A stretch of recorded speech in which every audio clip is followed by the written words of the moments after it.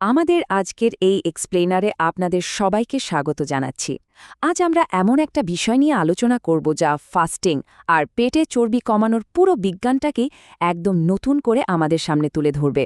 ২০২৫ সালের nature medicine জার্নালে প্রকাশিত একটি যুগান্তকারী গবেষণা থেকে পাওয়ার চমৎকার কিছু তথ্য আজ আপনাদের জানাব।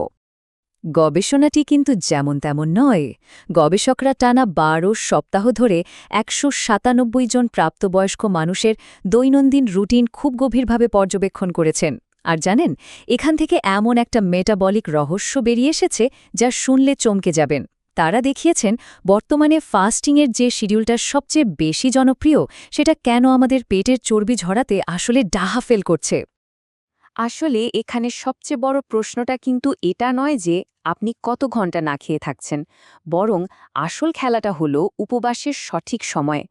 আমরা দিনের ঠিক কোন সময়টায় ফাস্টিং করছি সেটাই মানবদেহের ভেতরের আসল জৈবিক ফলাফলটা নির্ধারণ করে।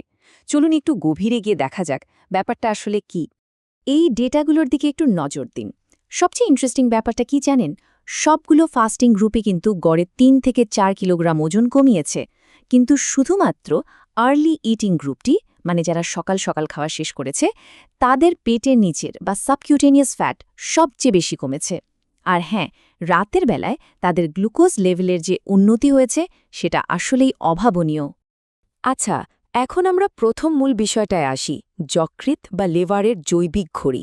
চলুন দেখি জনপ্রিয় ওই দুপুর ১২টা থেকে রাত ৮টার ফাস্টিং শিডিউলটা কেন কাজ করে না। আর এর শুরুটা হয় আমাদের লিভারের একদম ভেতরের একটা মেকানিজম থেকে। সহজ করে বললে, আমাদের লিভারের নিজস্ব একটা টাইম টেবিল আছে, যাকে বিজ্ঞানের ভাষায় বলে হেপ্যাটিক অসিলেটর। এর মানে হলো ফ্যাট বার্নিং বা চর্বি পোড়ানোর এনজাইমগুলো দিনের বেলা সুপার অ্যাক্টিভ থাকে, কিন্তু যেই না সন্ধ্যা ৭টা বাজে এই এনজাইমের উৎপাদন একেবারে ৪০% মতো ধপাস করে কমে যায়। এর কারণ হল প্যানক্রিয়াসের ম্যাল-1 নামের একটা বিশেষ প্রোটিন সন্ধ্যার দিকে একেবারে কমে যায়। ফলে কি হয় জানেন? ধরুন সকাল ৮টায় আপনি যে খাবারটা খেলেন, ঠিক একই খাবার যদি রাত ৮টায় খান, তবে শরীরে ৪০% বেশি ইনসুলিন তৈরি হবে। হ্যাঁ, ঠিকই শুনেছেন, ৪০%। মেটাবলিজমের ক্ষেত্রে এটা কিন্তু বিশাল একটা পার্থক্য। আর এখান থেকেই চলে আসে আমাদের দ্বিতীয় বিষয়টি, রাতের fat burning window. Clinical data থেকে পাওয়া সবচেয়ে গুরুত্বপূর্ণ অথচ সবচেয়ে অবহেলিত একটা মেকানিজমের কথা এখন আপনাদের বলবো, আর সেটা হলো রাতের বেলায় আমাদের রক্তে গ্লুকোজের নিয়ন্ত্রণ। ব্যাপারটা হলো, আমরা যখন দেরিতে রাতের খাবার খাই, তখন সেটা মধ্যরাত পর্যন্ত আমাদের রক্তে ইনসুলিনের মাত্রাকে একদম হাই করে রাখে। আর এই হাই ইনসুলিন মূলত একটা অফ সুইচের মতো কাজ করে, যা গ্রোথ হরমোন নিঃসরণকে পুরোপুরি আটকে দেয়।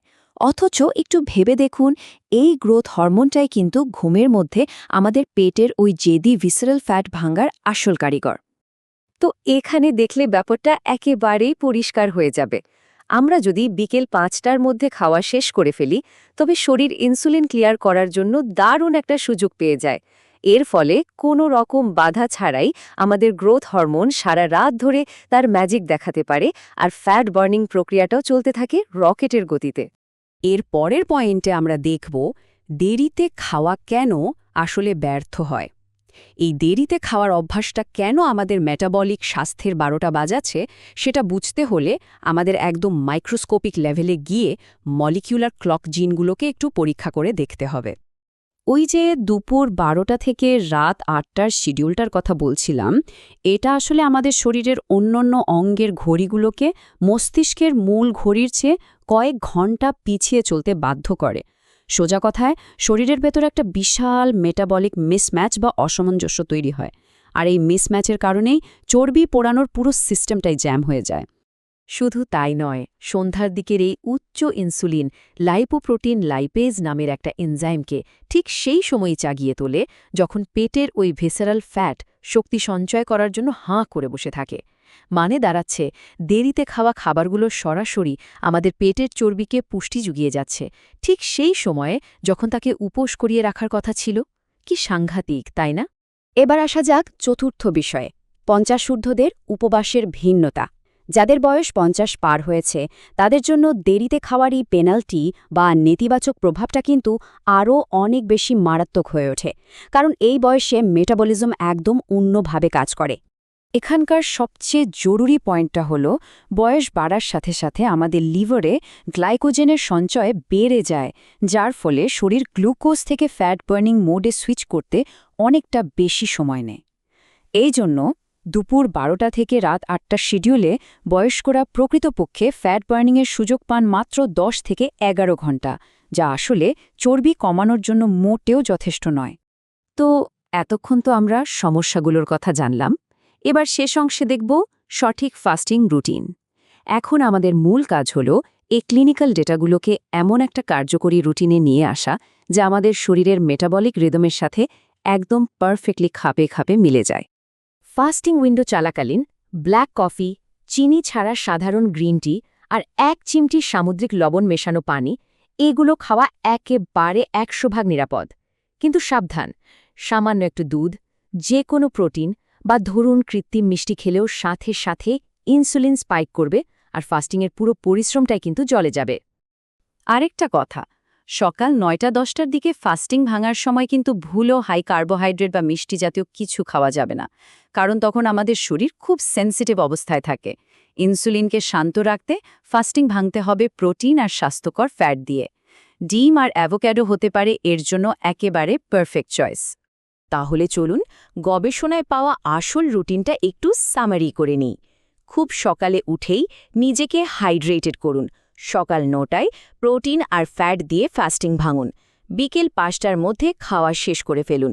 আর তারপর রাতের বেলায় শরীরকে তার নিজের মতো করে গ্রোথ হরমোনের ম্যাজিক দেখাতে দিন। একদম সিম্পল।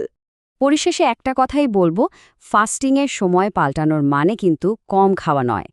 এর মানে হলো আমাদের শরীর যখন খাবার হজম করার জন্য প্রাকৃতিকভাবে তৈরি থাকে, ঠিক সেই সময়েই তাকে খাবারটা দেওয়া। আর এটা আমাদের এই চমৎকার প্রশ্নটার সামনে দাঁড় করিয়ে দেয় যে শুধু শরীরের নিজস্ব ঘুড়ির সাথে সময় মিলিয়ে খেলেই কি আমাদের পেটের ওই নাছোড়বান্দা চর্বিগুলোকে চিরতরে বিদায় করা সম্ভব? বিষয়টা কিন্তু আসলেই ভেবে দেখার মতো, তাই না?